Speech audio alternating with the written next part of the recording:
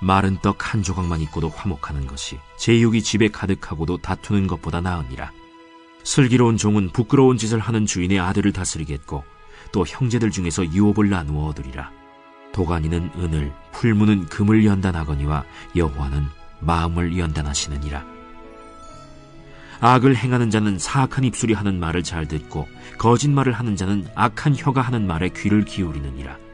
가난한 자를 조롱하는 자는 그를 지으신 주를 멸시하는 자요, 사람의 재앙을 기뻐하는 자는 형벌을 면하지 못할 자니라. 손자는 노인의 면류관이요 아비는 자식의 영환이라.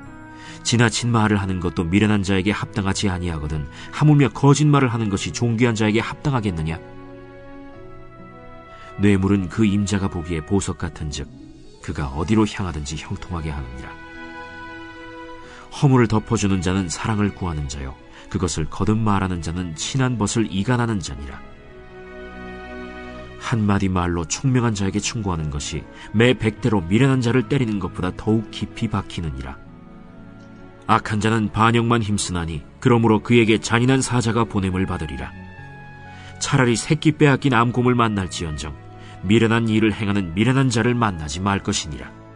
누구든지 악으로 선을 갚으면 악이 그 집을 떠나지 아니하리라.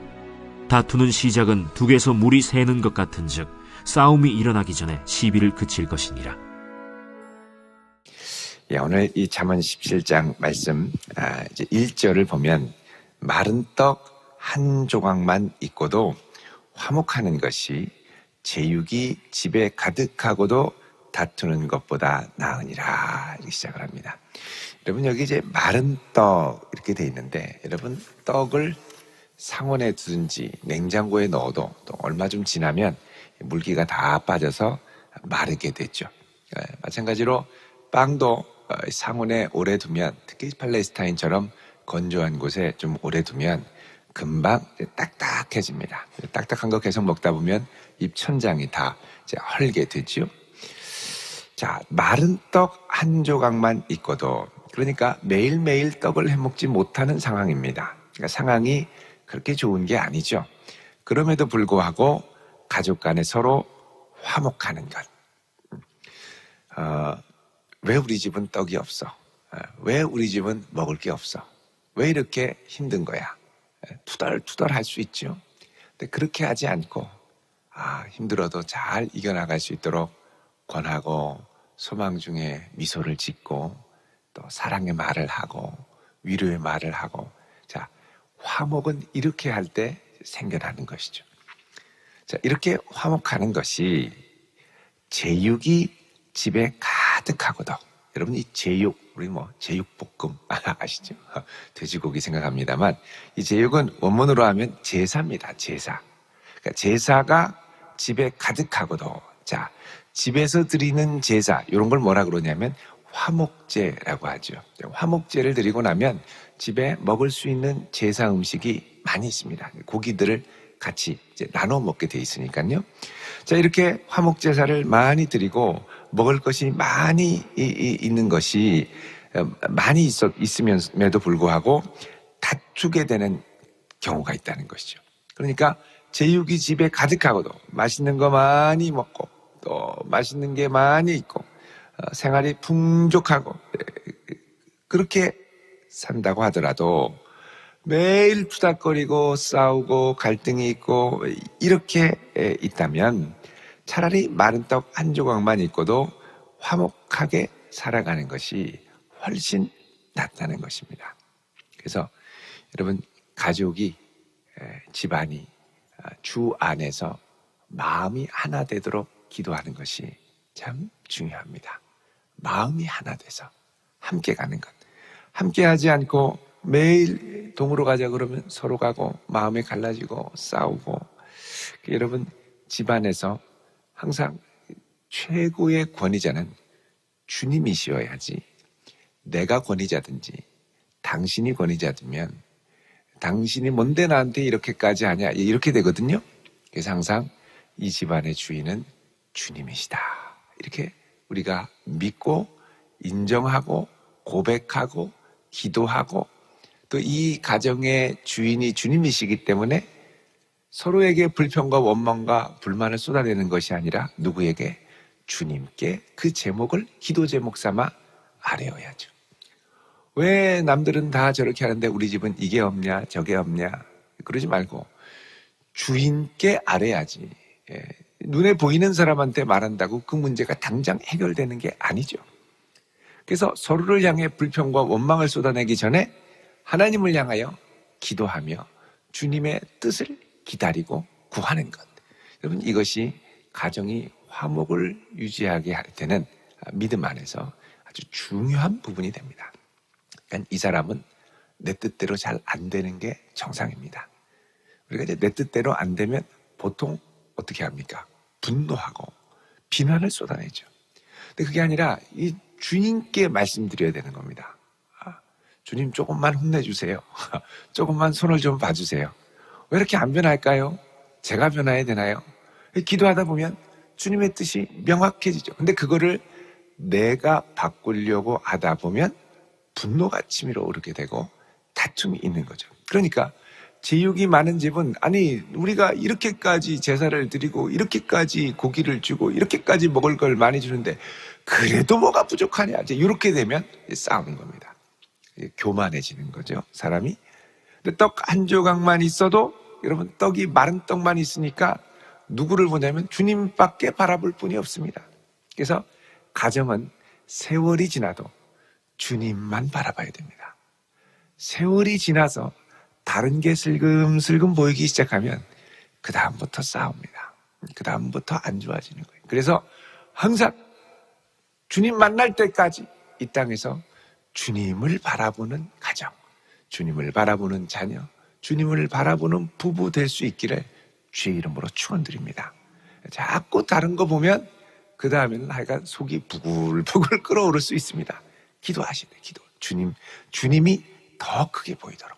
그 사람보다, 자녀보다 주님이 더 크게 보여야 주님 중심으로 살아가지 크게 보이는 거 중심으로 살아가게 돼 있습니다. 사람은.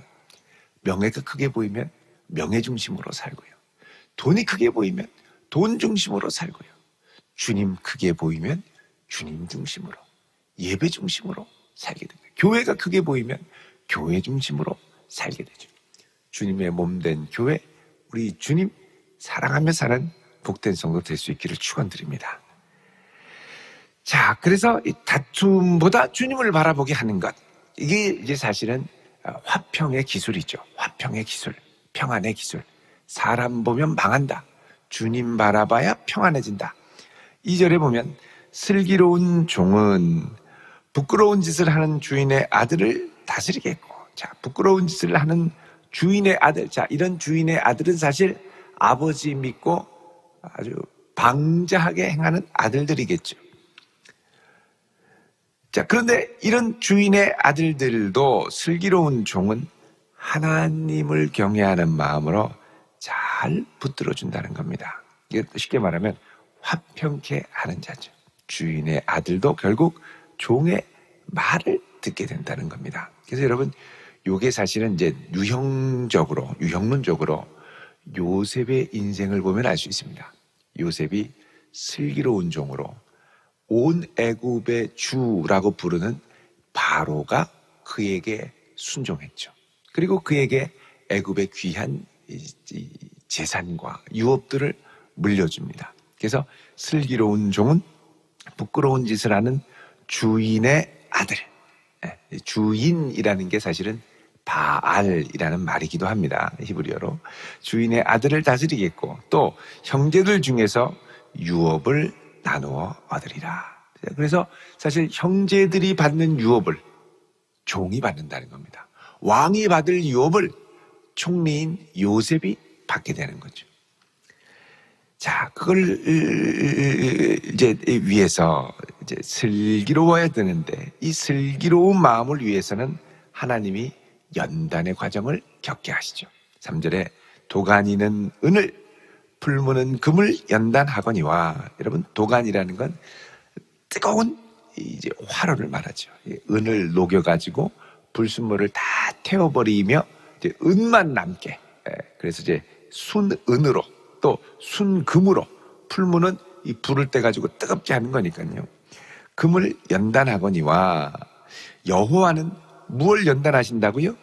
마음을 연단하신다는 겁니다. 그래서 하나님께서 우리의 마음을 연단하면서 우리 마음의 불순물과 찌꺼기를 보게 하시고 다 드러나게 하시고 다 태우시면서 연단하실 때, 여러분 그럴 때 이제 우리가 불 가운데를 통과하는 느낌을 받을 수 있습니다. 그래서 베드로전서에 보면 우리를 향해서 오는 시험을 불시험이다 이렇게 얘기를 하죠. 한번 보겠습니다. 베드로전서 4장 12절. 베드로전서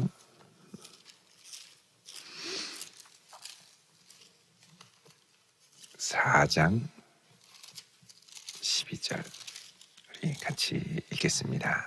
12절 13절 시작.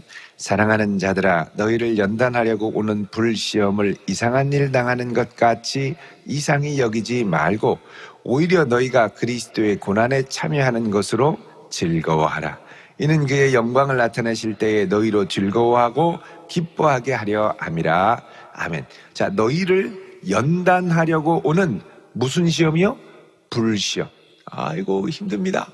견디기 어렵습니다. 왜 이렇게 어려우니 이게 가시지 않는지. 근데 이제 이런 기간 동안 주 앞에 나오게 되고 무릎 꿇게 되고 기도하게 되고 눈물을 흘리게 되고 그러면서 우리 중심을 하나님 앞에 자꾸 새롭게 하죠. 정결한 마음, 순수한 동기, 순수한 중심으로 다져지는. 그래서 이 불시험 올 때는 정말 힘들지만 이거를 이상하게 여기지 말고 내가 이걸 통해 예수님의 고난에 함께 동참하는구나. 예수님의 모욕에 함께 동참하는구나. 예수님의 시험에 함께 동참하는구나. 이렇게 여기고 이게 기뻐함으로 지나가라는 겁니다. 그러면 그때 주님께서 영광을 나타내실 때에 너희로 즐거워하고 기뻐하게 하실 날이 오실 것이다. 그래서 우리의 인생 가운데 때로는 이해할 수 없는 불시험이 찾아올 때가 있습니다. 불같은 시험. 이때 사실은 불 같기 때문에 불 속에 들어가면 아무것도 안 보입니다. 뜨거워가지고 고통밖에 생각이 안 나죠. 근데 그때 딱 한 가지 붙드는 마음. 내가 요 불시험을 지나가고 나면 아주 정금과 같이 순결한 은과 같이 나올 것이다. 이게 바로 욥이 가졌던 마음이기도 합니다. 우리 욥기 23장 10절을 잠깐 보시면요. 잠언 뒤에 욥기죠.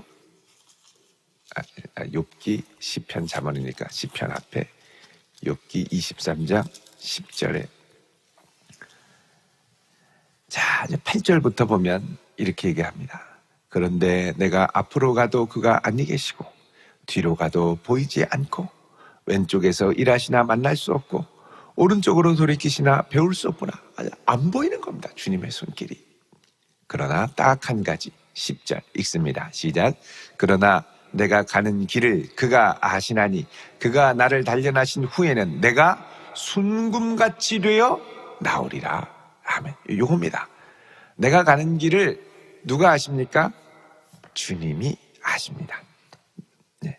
주님이 아십니다. 나는 잘 모르는 게 당연해요. 불 가운데 있으면 보이지도 않고요. 딱 한 가지. 요거 지나고 나면 내가 순금같이 정결한 마음으로 견고한 믿음으로 주를 향해 일어서게 되리라.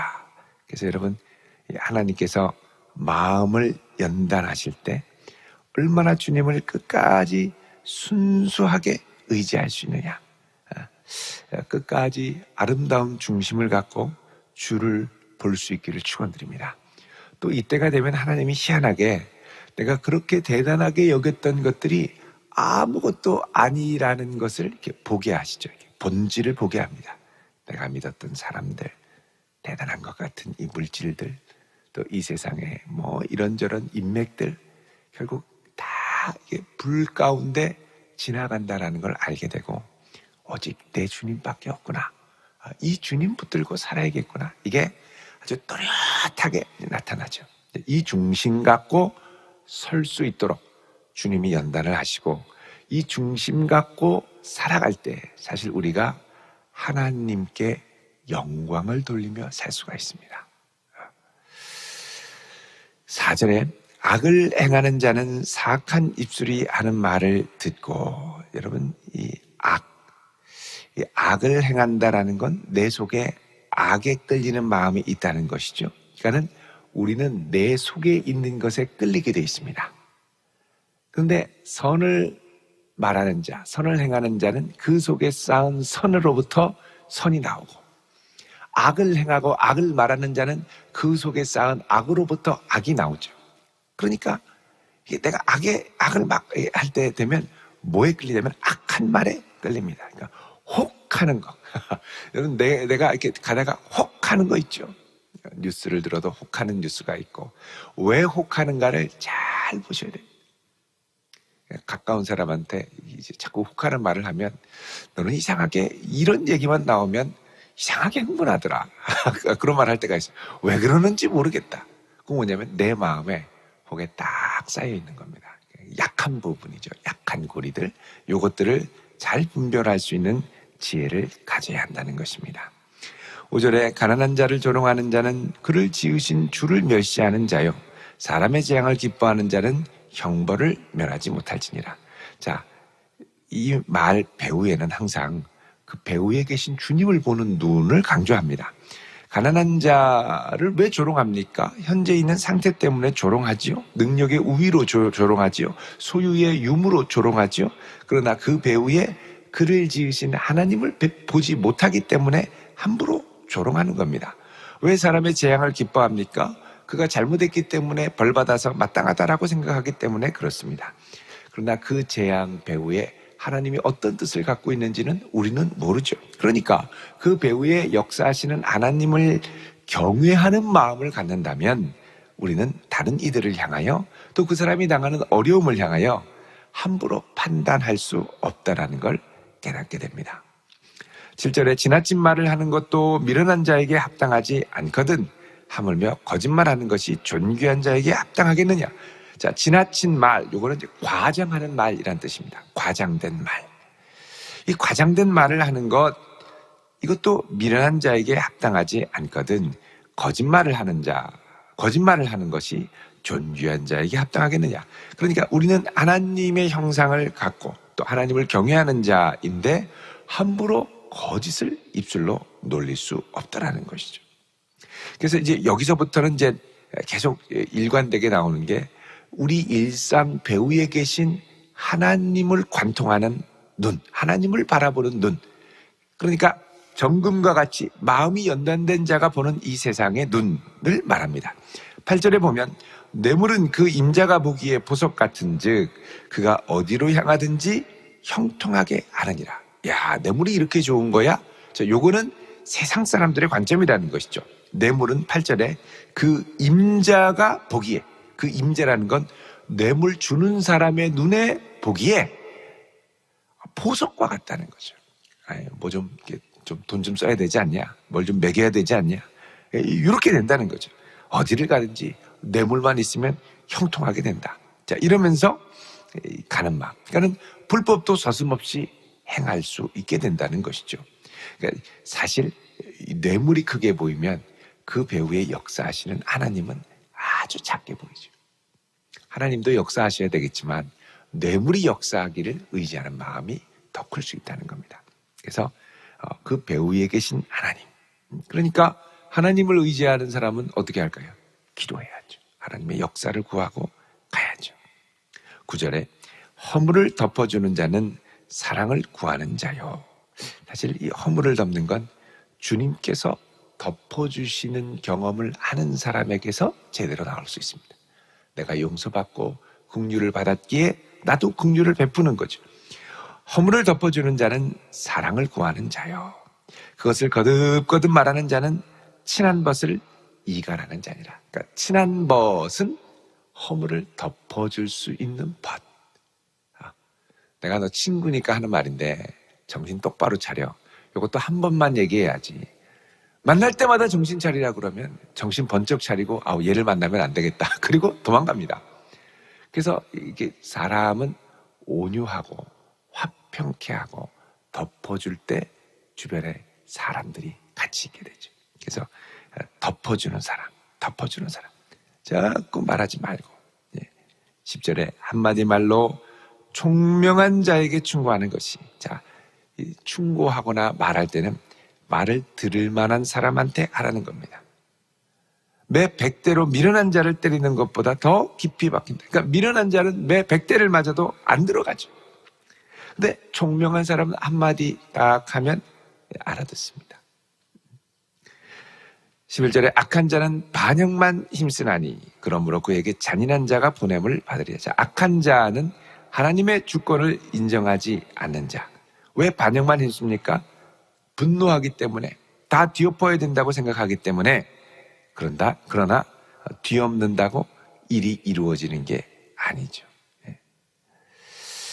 그래서 이 미련한 마음, 하나님을 경외하지 않고 내 통제대로 되지 않을 때 분노하는 자, 이게 미련한 자의 특징입니다. 12절에 차라리 새끼 빼앗긴 암곰, 얼마나 무섭습니까? 만날지언정 미련한 일을 행하는 미련한 자를 만나지는 말아라. 잘 분별할 수 있어야죠.